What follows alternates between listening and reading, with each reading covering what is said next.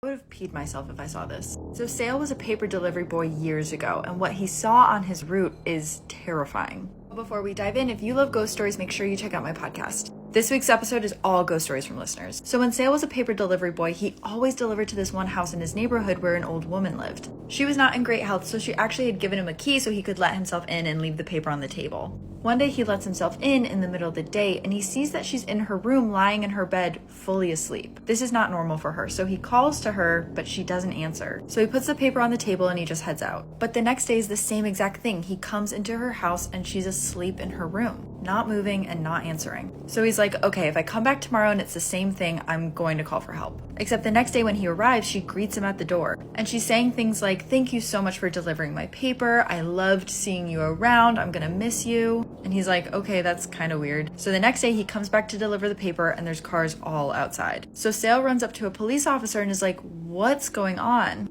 And the police calmly explains that the woman in the house had passed away days prior and a neighbor finally noticed and called it in. So then who did Sale see when he went to the house?